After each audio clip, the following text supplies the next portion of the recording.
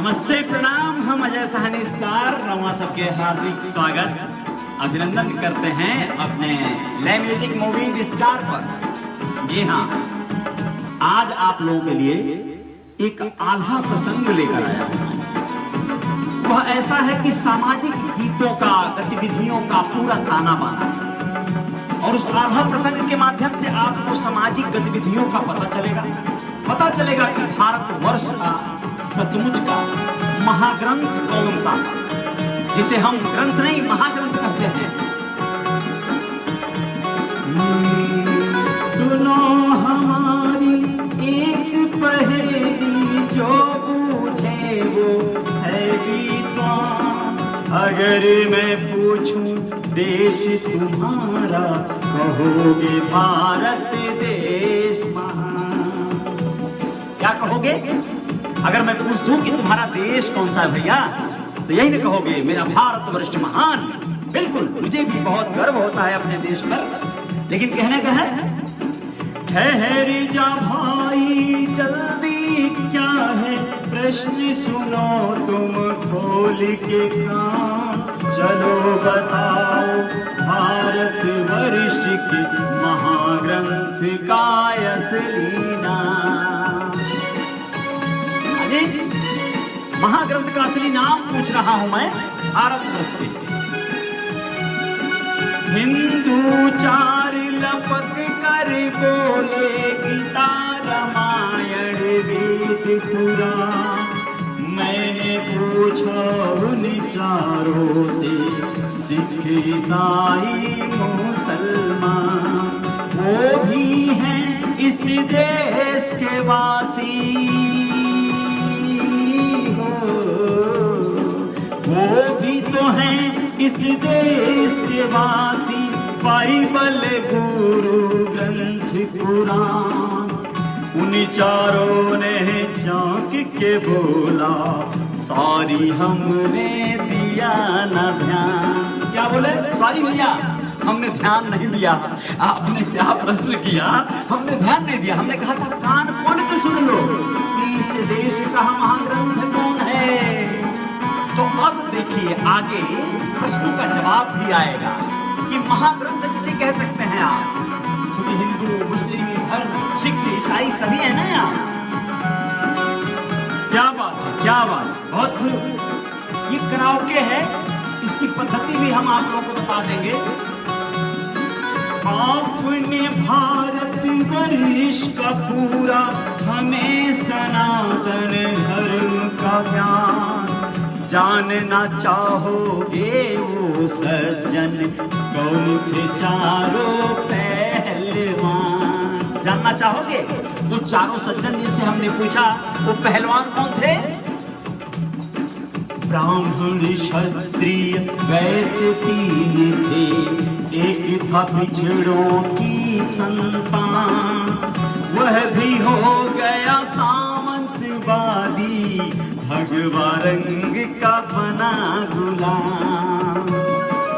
और जब व्यक्ति भगवा रंग का गुलाम बन जाएगा ना, उसका प्रणेता बने, प्रचारक बने, कोई आपत्ति नहीं है, लेकिन उसका गुलाम नहीं बनना चाहिए। यानी वह गलत कराए तो गलत नहीं करना है।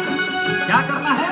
तो इसी पर यह बताना चाहता हूं कि एक पिछड़ा भी उसमें था जो भगवा रंग का गुलाम बन गया है मानसिक स्तर पे। वह भी हो गया सामंतवादी, भगवा रंग का बना गुलाम। यह सब तो बस धर्म ग्रंथ है, महाग्रंथ है संविधान। क्या है महाग्रंथ? मैं कहता हूं आपका अजय साहनी स्टार कि महाग्रंथ संविधान है। जी हाँ, भारतवर्ष का वो महान संविधान जिसपे नियम कानून कायदे से ये समूचा देश चल रहा है, हम और आप चल रहे हैं, वही महाग्रंथ कहला सकता है, अन्यथा कोई नहीं। बाकी सब तो ग्रंथ हैं जी, उन ग्रंथों को जिनको आप सब मानते हैं, जानते हैं, उसका धार्मिक स्तर पर पालन अनुपालन करते हैं, लेकिन ये महाग्रंथ है, इसका ज्ञान होना बहुत जरूरी है। इसमें आपके अधिकार हैं, आप कौन सी गलती नहीं करेंगे ये आपको बताया गया है।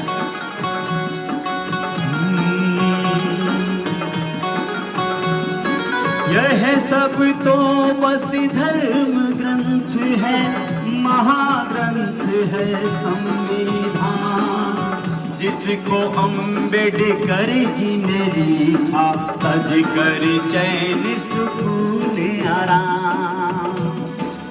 बाबा साहब भीमराव अम्बेडकर जी ने जिसे अपनी जान लगाकर लिखी, वह संविधान भारत का महाग्रंथ कहला सकता है। यह सब तो बस धर्म ग्रंथ है, महाग्रंथ है संविधान, जिसको अम्बेडकर जी ने लिखा, तज कर चैन सुकून आराम। क्या बात है।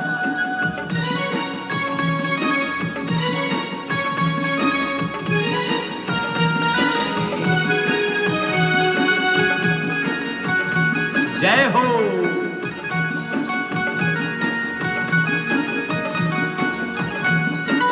यह भारत का महाग्रंथ है, सभी करें इसका सम्मान। कहते रतन लाल बाथम जी, यह शोषित पिछड़ों की जान। यही ग्रंथ कानून की जननी, निर्बल होते मृत समान। जीने का अधिकार दिलाया, सदियों तक जो सहे अपमान। तब कुचलों का दस्तावेज है हो। क्या कहना है रतन लाल बाथम जी? मध्य प्रदेश के रहने वाले एक 70 साल के युवा हैं। जी हाँ दोस्तों, उनके अंदर जो वेग है, ऊर्जा है, वो युवा कहने के हकदार हैं, कहलाने के हकदार हैं। तो उनका कहना है कि जो धर्म ग्रंथ है ना हमारा, वह संविधान है और वह प्रोडक्शन मशीन है। कैसे? तभी कुछ लोगों का दस्तावेज है, पदों की प्रोडक्शन मशीन। SDM यदि सूत्र बना है, इसी ने दिखलाया वह दिन। कितने IAS, कितने PCS, इसी ने पैदा किया है सीन। कितने MP, कितने MLA, पिछड़े अनुसूचित लोगीन। बैकवर्ड SC ST तुम नहीं जो पाए खुद को चीन। मनुवादी अगली पीढ़ी से आरक्षण को लेंगे छीन। क्या होगा आने वाले समय में यदि तुम अपने इस संविधान का सम्मान नहीं कर पाए, रखवाली नहीं कर पाए, तो समय ये ऐसा खतरनाक हो जाएगा कि तुम्हारे इस आरक्षण में जो राइट्स हैं, जो अधिकार हैं, उसे ये मनुवाद छीन लेगा, ग्रस लेगा, खा जाएगा। वंचित करेंगे अधिकारों से, दिया है जो तुमको संविधान। गौर से देखो कौन है राजा, तुम हो आज भी वही गुलाम। तुम्हें लग रहा योग गुरु का कैसे हो गया इतना नाम। आखिर वह भी तो पिछड़ा है, फिर क्यों उसका है सम्मान। तो बताते हैं तुम्हें कि रामदेव बाबा यदि पिछड़ा है, फिर भी उनको ये सम्मान कैसे मिल गया। तो इसमें बड़ा भारी रहस्य है। रहस्य कैसे है, उसके पीछे का लॉजिक समझो। सनातन धर्म का वो प्रचारक है, उसकी पद्धतियों पर चलकर वह अपने औषधियों का निर्माण करते हुए लोगों को लाभ दे रहे हैं। तो सनातन धर्म को लेके वो जो प्रचारक बने हुए हैं, सरकार के पैरोकार बने हुए हैं, तब उनको लाभ मिल रहा है। यानी जो लोग सरकार की पैरवी करेंगे ना, इस ऐसे धर्म को, हम अपने धर्म को गलत नहीं कह रहे हैं। आप बाबा साहब भीमराव अंबेडकर की व्यथाओं को जब जानेंगे तो आपको पता चलेगा कि एक समय था जब उन्होंने अपने 1 लाख से ज्यादा महार जाति के लोगों को लेकर बौद्ध धर्म ग्रहण कर लिया था, इस हिंदू धर्म को त्याग दिया था। उसके पीछे का लॉजिक क्या था? उन्होंने कहा इसे बदला नहीं जा सकता, इसमें बदलाव नहीं लाया जा सकता, इसको रोका नहीं जा सकता। हिंदू धर्म में बहुत कट्टरपंथी है, बहुत अजीब से लोग हैं जिनको कभी भी बदला नहीं जा सकता, उनके दिमाग को बदला नहीं जा सकता। इसलिए उन्होंने धर्म को बदलना बेहतर समझा। उन्होंने कहा हिंदू धर्म को नहीं बदला जा सकता, अपने धर्म को बदला जा सकता। तो आगे क्या कहते हैं?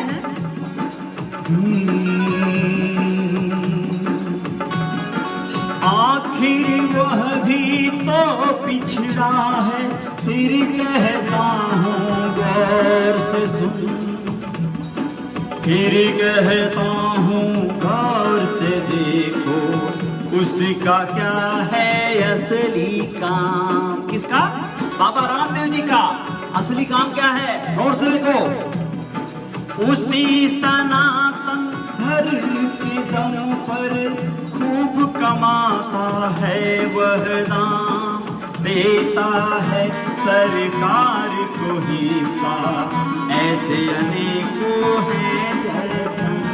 क्या बात है!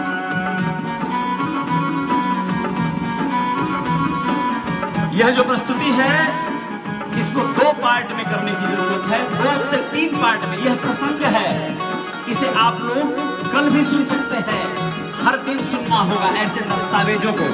देता है सरकार को हिस्सा, ऐसे अनेकों हैं जयचंद, जो अपने स्वार्थ की खातिर गद्दारों से किए अनुबंध, अपने क्षणिक लाभ की खातिर छल किए अपनों के ही संग, MP और MLA बन गए कर अपने भाई संग बंद, बड़का दल से जो नेता बन भोग रहे हैं चरम आनंद, तुम्हें ढकेल रहे उस पथ पर जो रास्ता आगे है बंद। जो रास्ता आगे बंद है उस रास्ते पर तुम्हें अपने ही भाई, तुम्हारे भाई ढकेल रहे हैं, उन लोगों के बहकावे में नहीं आना है। वो हैं खुद ही फंसे दल दल में, तुम्हें कहाँ पाएंगे निकाल, मूर्ख हो तुम समझ न पाते, उन्होंने फेंका है जाल। उन्होंने जाल फेंका है। कौन? तुम्हारे भाइयों ने, और उस जाल में तुम फंस गए हो और उसमें से तुम निकल नहीं सकते, बस तुम और उलझते जा रहे हो। कैसे?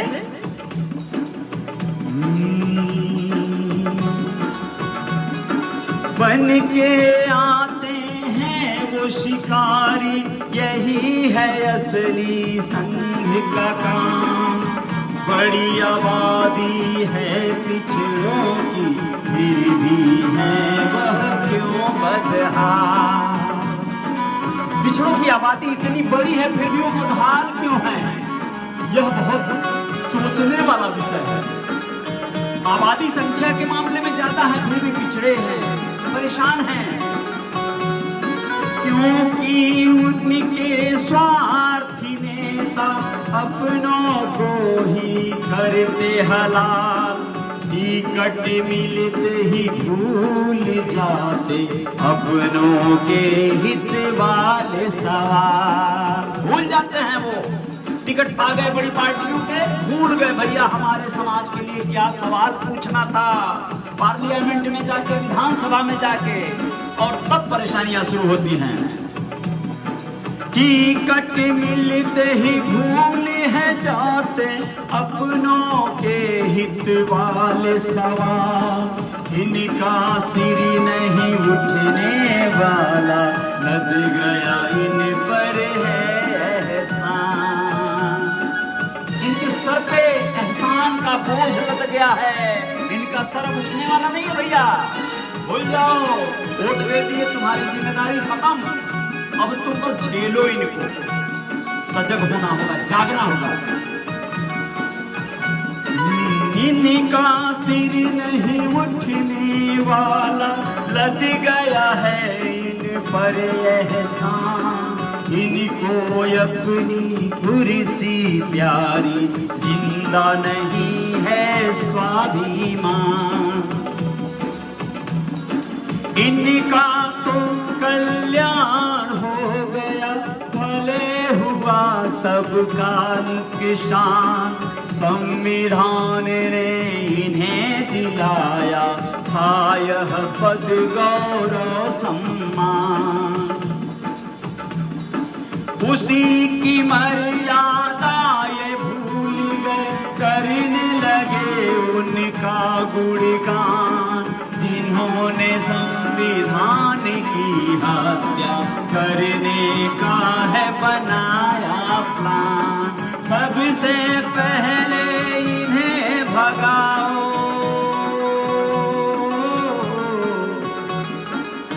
क्या कहना है? सबसे पहले इन्हें भगाना होगा। जो लोग संविधान का सम्मान न करते हैं, अपमान करते हैं, उसे तोड़ना चाहते हैं उन्हें। और वो लोग कौन हैं? तुम्हारे वो अपने नेता हैं जो लोग अपने पद प्रतिष्ठा के स्वार्थ में पहुंच गए हैं संविधान के विरोधियों के खेमे में, और वो लोग तोड़ना चाहते हैं संविधान को। क्या कहना है? सबसे पहले इन्हें भगाओ, यही तो है असली गद्दार। भले तुम्हारी जाति के नेता, बड़का दल के ठेकेदार। जो बड़का दल के ठेकेदार बन गए ना, तुम्हारी जाति के नेता बन के, वही लोग असली गद्दार हैं। जी हाँ,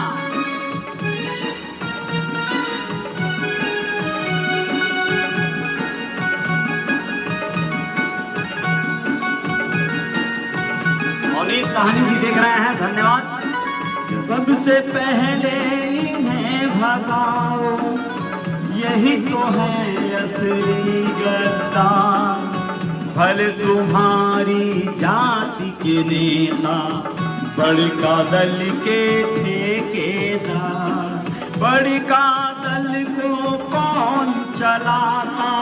मनुवादियों का परिवार।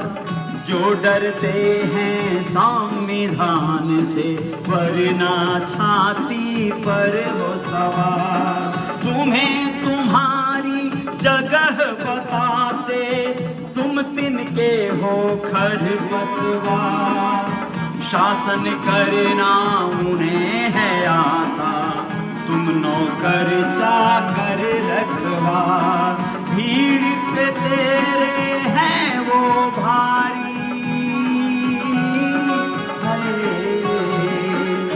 तुम्हारी भीड़ में वो भारी हैं। कैसे? क्यों?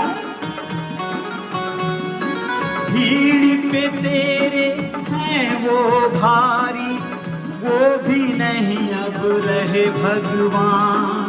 राजनीति का नारा बन गया, कैसे कहोगे जय श्री राम। भगवान श्री राम भी अब नहीं रहे तुम्हारे भगवान। उनको राजनीति का द्वंद्व मुद्दा बना लिया लोगों ने, अपना लिया, कब्जा कर लिया।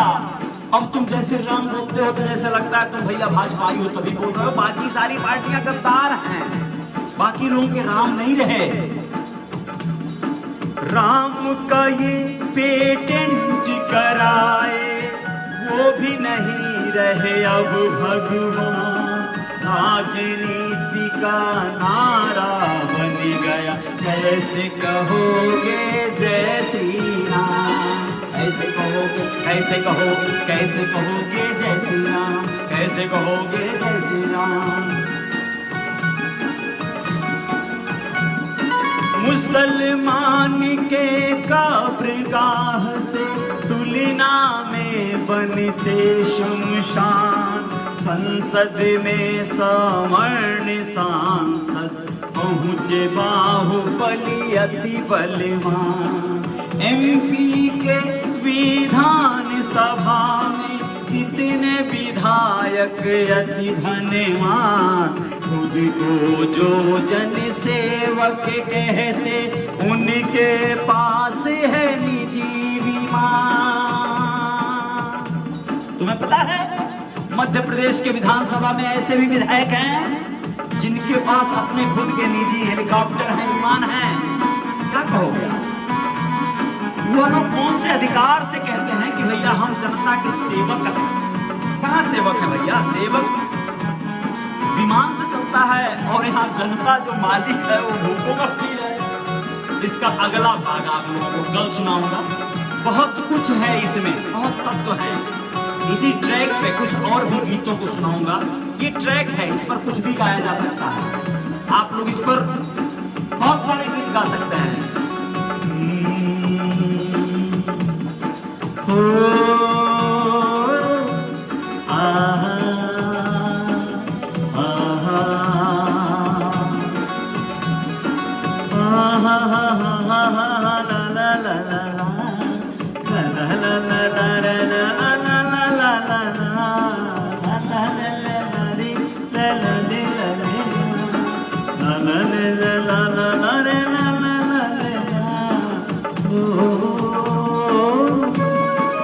चलिए कल मिलते हैं। जय जयकार जारी रहेगी। अवनीश साहनी जी देख रहे हैं, बहुत बहुत धन्यवाद, शुक्रिया।